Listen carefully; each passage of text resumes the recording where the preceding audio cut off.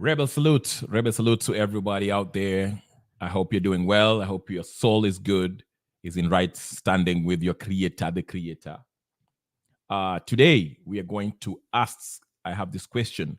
Has President Ruto really captured the legislature? Has he?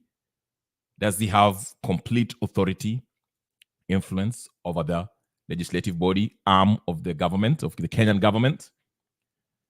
As we wait for the ruling tomorrow, a pivotal ruling tomorrow in regards to the affordable housing policy that was ruled to be unconstitutional by the High Court, the appellate court declared, gave it 30 days before the final decision that will be made tomorrow. I think most Kenyans will be interested in that case. So maybe, and I said in another platform that if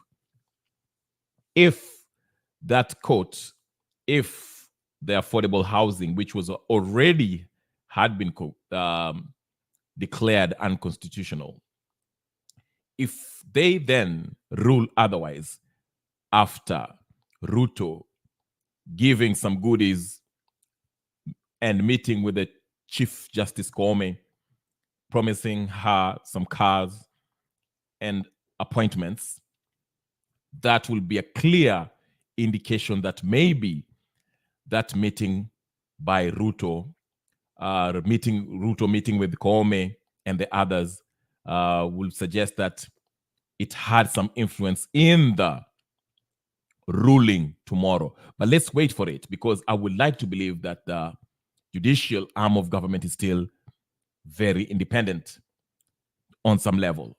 Okay? But we'll wait to see. It's not, we are just hours before the ruling, so we'll see, and we'll wait and see what happens there. But I want to bring attention to this legislative body, because, as I mentioned, there was an exchange between Kenan and Otiende Amolo, which was very interesting between the two. You know, I often hear, especially from the Azimio side, that the president now uses the parliament as a rubber stamp, place to rubber stamp his policies that he wants to put through, or any laws that he's interested in pushing through. I question everything. That's my take. Let me just bring you back.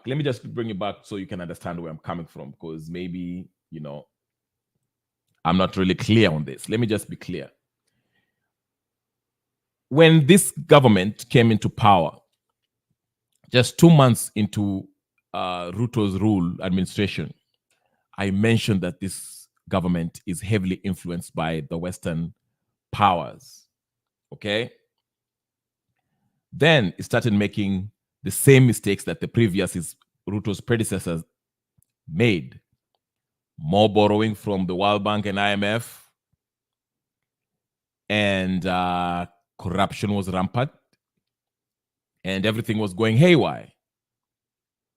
So the opposition coming in, we know the opposition, we know their history.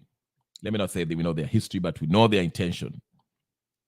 They started the Maandamano telling us that they wanted something akin to the Kofi Annan Accord. That is what they wanted, which is basically power sharing. It was never about rectifying or checking the government, the executive. Yes, you can come here and argue and say the job of the legislature is to check the executive, and you're right, technically. But I'm just saying, if you are to examine the legislative body itself, okay, of course, the legislative body is comprised of the two-party coalition who makes up the majority in the composition of that body. So the biggest party coalition as it stands right now is the Kenya Kwanza coalition, especially with the advent of Jubilee jumping ship from the Azimio, or at least most of their MPs don't actually vote in correspondence with Azimio's stand, okay? So the Kenya Kwanza coalition is the majority in both houses, I believe, okay? Then we have the minority, which is the Azimio folks. So the Azimio folks are basically saying that since we are the minority, we don't have any say. We are being, if a bill is introduced, something that let's say the president. Let me just say this. Okay. Let me back up a little bit so I make myself more clear. The president is the executive, is a party member of this Kenya Kwanza coalition, okay? Kenya Kwanza coalition in the legislative body is the majority. So it is assumed that if the president wants a bill to pass, it will sail through without any problem because the president has the majority of the vote in the legislative body by virtue of being a member of that party coalition. Now, the Azimio are telling us that because of that, that actually makes the legislative body a rubber stamp organization for the executive. Now, the question we should ask ourselves, number one, is that really the case? And is there anything the opposition in this case, opposition, if you look at the parliamentary glossary, opposition actually just refers to the party that is in opposition to the president's position, okay? The president's position, okay? So the question you should ask ourselves is there anything Azimio can do to actually stifle or stop the president? Can they still check the president even though they don't have the majority in the legislature? Okay, is there something they can do? Okay. Have they explored every avenue in the legislative body, given their powers as the minority in the legislature? Have they explored everything to a point where they can actually declare and say the president has captured the legislative arm of government? In my humble opinion, the answer is no, a resounding no. I think there's more that can be done before we actually say the president has captured the legislative arm of government. Number one, the problem is incompetence, in my opinion. Most of these MPs on both sides of the aisle are incompetent. And even before that, before I get to that, let me back up. I keep on backing up. So bear with me. But I do that for a good reason. Okay?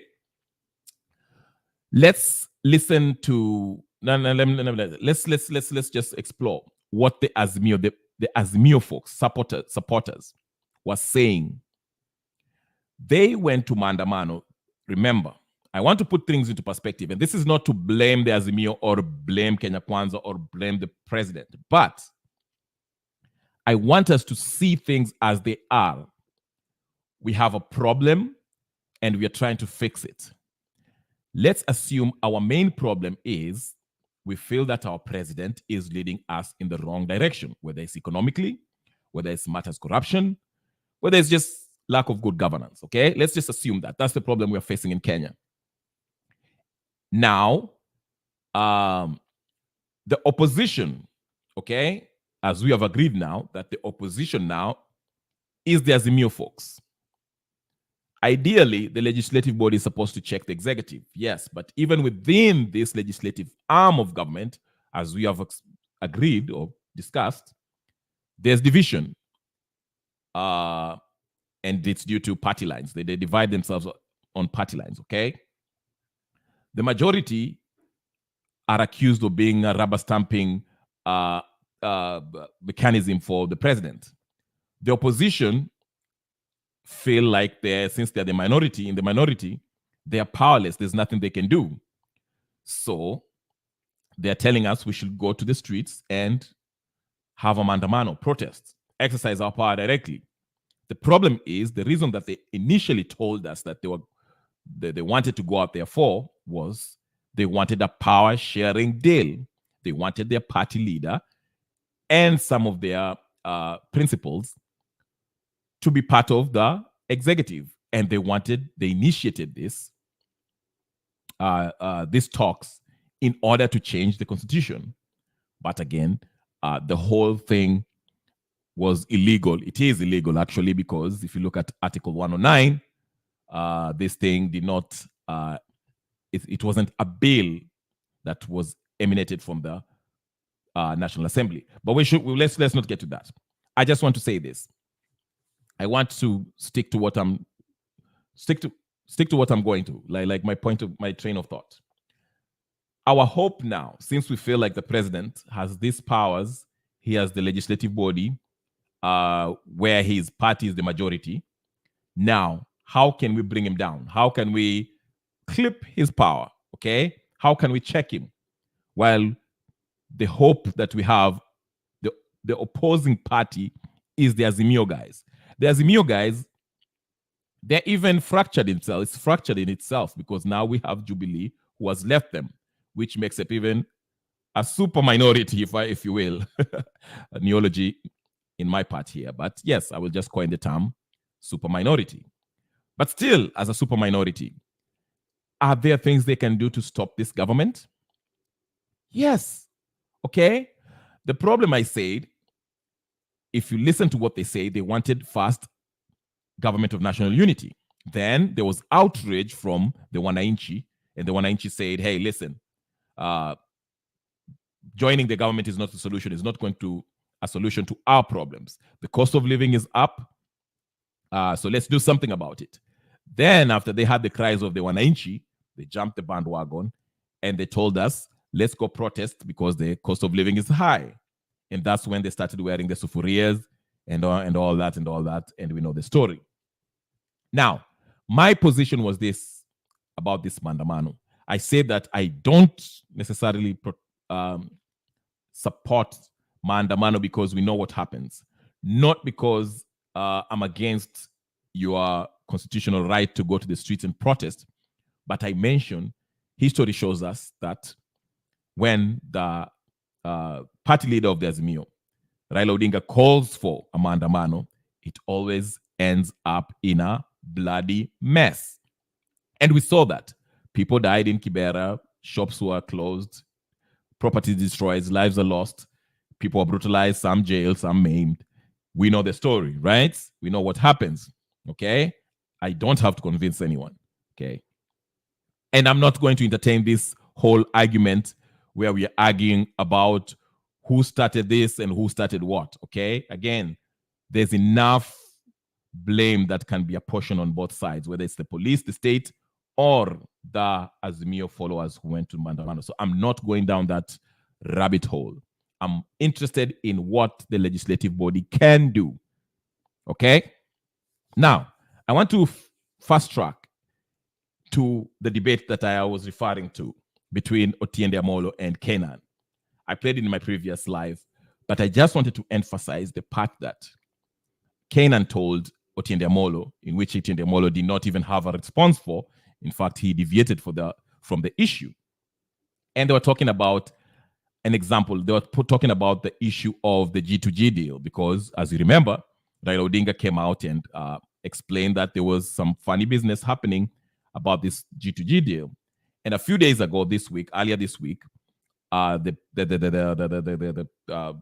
government told us that, the administration told us that this G2G deal was a flop. It didn't work out.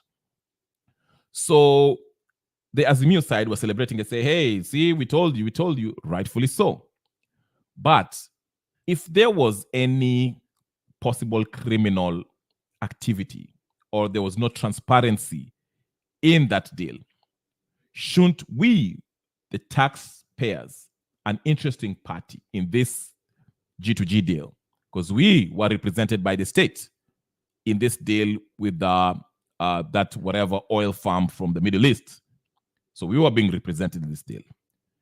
Shouldn't our legislators evoke Article 125 and bring these guys in National Assembly for grilling? Ask them, what happened? Can you show us the deal? Can we look at the deal? See if there's any clause in that contract that actually put disadvantage us, or if the government, some faction in the government fooled us, played us. We want to find out, where's the transparency? Now, back to that argument.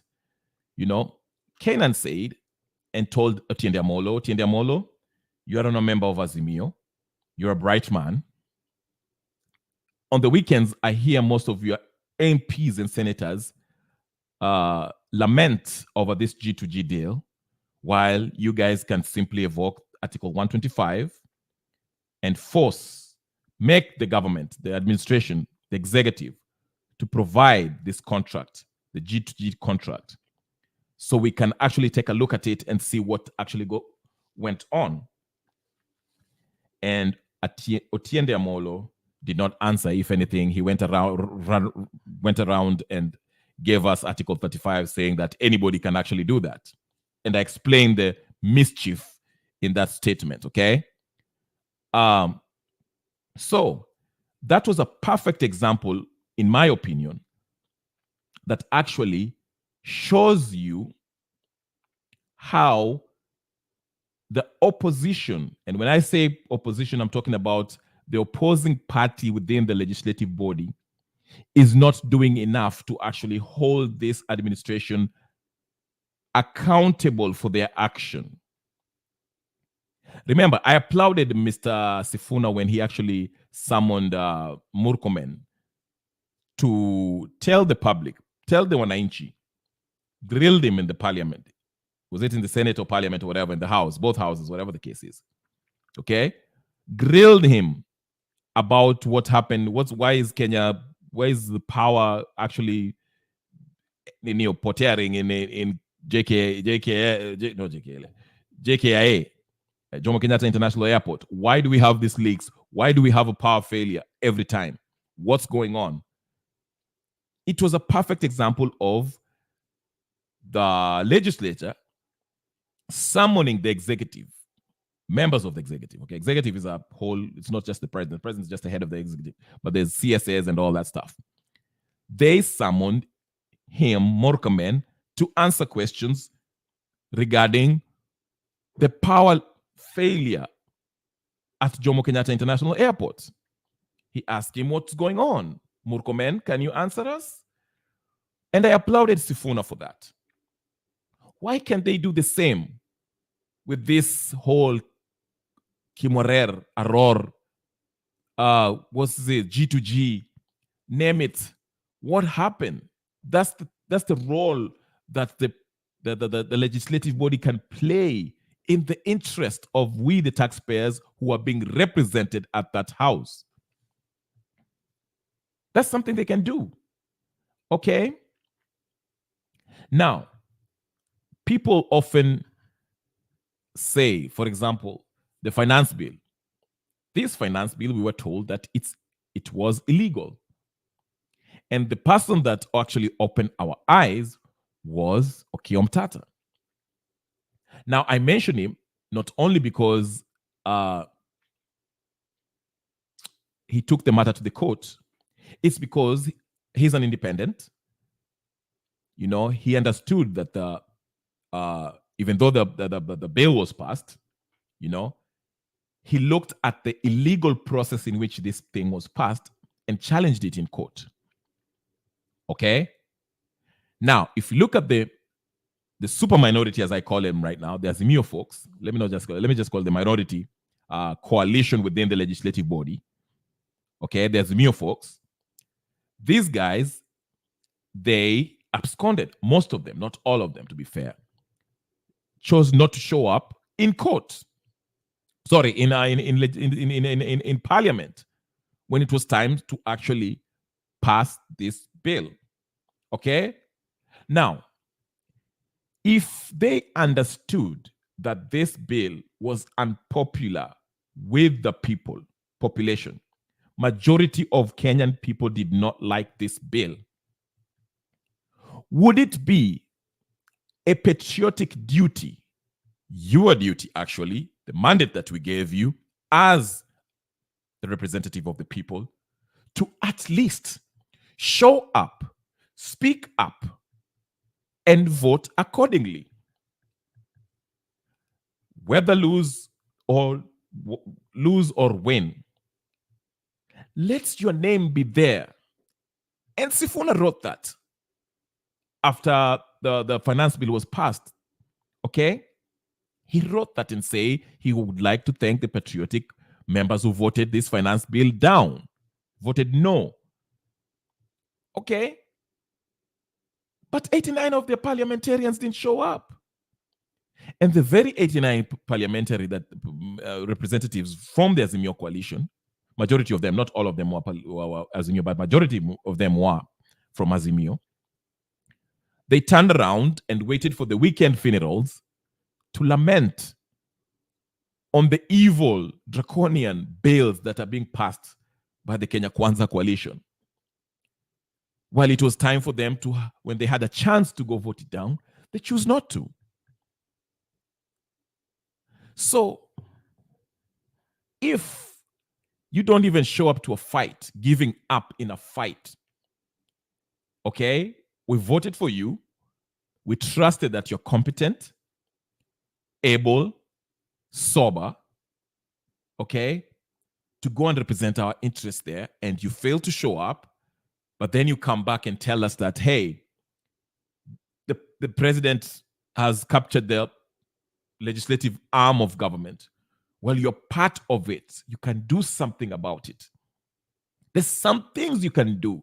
There's laws that protect us against this. You, as a part of the lawmaking arm of government, you can do something about it, but you choose not to. Then you come to us and tell us, oh, those people are doing whatever they want. Ruto is doing whatever he wants. You see what I'm saying? This constitution that we adopted in 2010, that you promulgated, is a participatory democracy, participatory governance. Everyone has to take has a responsibility. The voters and the representatives that we choose, the people that we delegate this power to, our sovereign authority to, everyone has to play a part.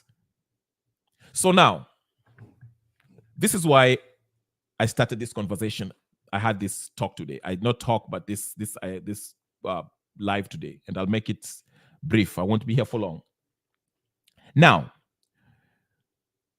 I had the Azimio folks. They were frothing, reeling, talking about we need to remove Ruto. We need to take him out by force. We need to go and have a popular revolution, go to the streets and take him out. And I asked them, most of them who come to different platforms, I asked them this question. Sure, you can take him out, but, in order to make this a sovereign movement by the people, you have to have a majority. You can't just grab 2 of your friends or 10 of your friends and go to the streets, or hundreds of your friends. Kenya is a population of what? Is it 50 million or more? You can't grab 1,000 people and go to the streets and say, this is a popular revolution. In order for us to be sovereign, because remember, sovereignty only lies if the majority of the people want something. That's when our sovereign power is actually exercised, because we are a constitutional democracy, a rule by the majority. Okay? So our sovereignty is only there when we are the majority. If we all, or majority of us, because of course in a democracy you don't expect everyone to think the same. That's just human nature. There's some people who maybe may not want Ruto to come out, go out, okay, which is understandable. But the question that these people need to ask themselves before removing Ruto, does the majority of people want him out? That's number one. Number two, the question they should ask themselves, is popular revolution, whether it's through maandamano, protesting, is that the best way of taking him out? Is it feasible? Is it doable? Because there's one thing to actually, dream or want something, but is it actually applicable? Can you apply your protest? Do you have the numbers? Do you have enough people? Kenyans, are they enough Kenyans who are pissed off enough to go to the street to take him out? Because I guess that's what they're banking on. That's why you hear them say the clouds are gathering. They want people to be pissed off to a point. And excuse my language for using the word pissed off, but I can't use that. Let me just use angry enough, apoplectic, okay, mad enough, angry to go to the streets and remove. Do we have enough of them? Because every time they go to Mandamano, now you hear them, what to Mount Kenya, they don't want to go to Mandamano. It's only the people of Nyanza, na watu wa kutoka Kibera hapa Nairobi and Waluya and you see how the mess is? If they go to Mandamano, they say, why didn't people from Machakos go to Mandamano? Why didn't people? You see how messy this thing is? It suggests that you still don't have the majority of people. Of course, I don't expect people from Rift Valley to go to Mandamano. They might not be happy by what the president is doing. But the point I'm trying to drive home is this. Is a popular revolution possible? From the looks of things, it's no. Let's just be honest. There's not enough people who will go to the streets and take out this man. I'm sorry. I just have to be real with you. I know you might not agree with me or you might feel other way. If I'm wrong, please get in and correct me. I might be wrong, and I will be gladly stand corrected. Okay? But from the looks of things, I don't think Ruto will be out. You can't remove him by popular revolution. Which comes to the third way of actually dealing with Ruto. Can we not use the legislature that you claim has been captured? Can we not use it to actually clip his power, check the president? Because as you know, the Constitution says the role of the legislature is to, okay, besides just making laws, but to check the executive, right? And actually, we can even get a vote of no confidence on him and take him out. But let's be realistic. The Kenya Kwanza have the majority, so they're not going to a motion against, a motion of vote of no confidence is not going to work. So we are left with what? Using the Constitution to actually stop him. Using the judiciary to actually stop him. Are we exploring that? From the looks of things, we are not. We are not. That debate said a lot between Canaan and Otiende Amolo. Okay? You guys, hi, Rebel salutes. Good year, Rebel salutes. Coming in later as always, but it's okay. I'm just wrapping up, then I'll jump into other podcasts if they do have something going on. Otherwise, I'll just go watch soccer. But anyway, nice seeing you, good year. Yeah, like I was saying, in my opinion, as I sum this up, the legislative arm of government can do more. You cannot just use this loose term narrative that, the legislative arm of government has been captured by President Ruto. No, you can do more. Look at the Constitution, use it. I think 3/4 of that MPs on both sides are semi-literate. The Otiende Amolos, those are the lawyers. Okay? Wandai, I don't know if Wandai is a lawyer. I don't know. Mbadi is an accountant. There's so many smart people who actually can make some things happen. Okay? Consult with lawyers. It can be done. We can hold this government accountable. We can stop his erratic behavior. Let's look at the judiciary, because now the talk seems to be in judiciary, but I want to keep it to the legislative body, arm of government. Instead of spending so much time in funerals, I see the Azimio folks right now, actually at ODM to be exact. They're already thinking of 2027. They're doing their grassroots recruiting in Kwale, Kilifi, all that place, Nyanza province, whatever. Right? That's what they're doing right now. If you look at Kalonzo is talking about 2027. He wants to run 2027. In fact, he told us he's about to hit the ground running and start campaigns early. These are the party leaders who are supposed to summon their MPs and their senators to be checking the president. Okiya Omtata said it. Goodyear. Yeah. We'll see how if Liverpool does, Mr. Goodyear. So yes, in summation, all I want to say is this, ladies and gentlemen, brothers and sisters, friends, enemies and comrades. I think we need to stop letting these MPs tell us that the president has captured the legislative body arm of government. We need not to let them get away from that, because they are using that to do absolutely nothing. They'll finish their 5 years and come back and they say Ruto took over the legislative arm of government, while they are supposed to be actually checking. They're not doing their job. That's why I'm not giving them a pass. There's a lot you can do to stop these people. Goodyear is telling me Ndidi Nyoro is running for president in 2027. As it looks right now, I don't think Ruto is going anywhere. Maybe Ndidi Nyoro, like I see, he might be the vice president. I don't know. But as you see it right now, no one is beating Ruto. And it's because of the opposition. But as I said, this is a participatory democracy, participatory governance. We, the people, also have a part to play. We are not innocent in this.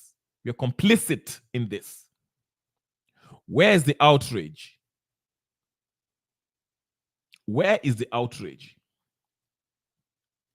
Why are you not holding the members of parliament responsible? Those, in my opinion, every member of parliament who failed to show up when the finance bill was being voted on should be recalled. Where is the outrage?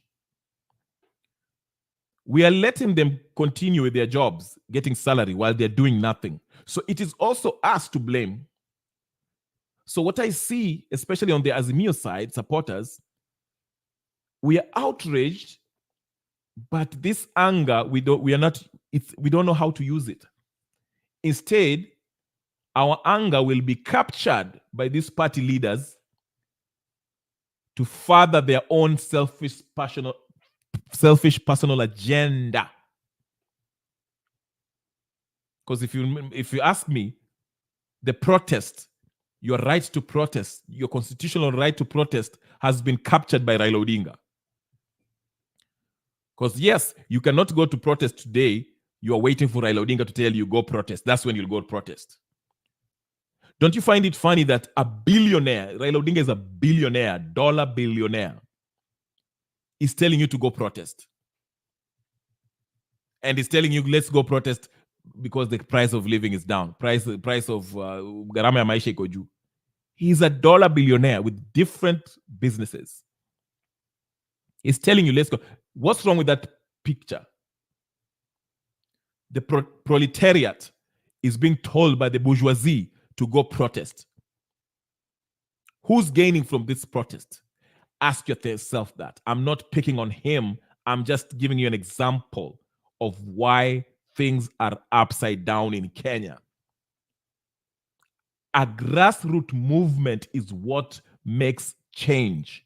You can't have a member of the bourgeoisie telling you to go protest and expect any change. He's doing that to further his own selfish personal agenda. But we are complicit in this. We are ignorant of the powers that we have. Hold your member of parliaments, your senators responsible, accountable. That's the message for today. Ladies and gentlemen, brothers and sisters, friends, enemies and comments, it's been a pleasure. Just wanted to hear we are only 30 minutes. But if you haven't subscribed to my channel, please go ahead and subscribe, share, like, comment. And I will talk to you guys later. Okay? Peace and blessing. Thank you very much, Goody. I'll see you somewhere in this internet world, meta world. Okay? Peace.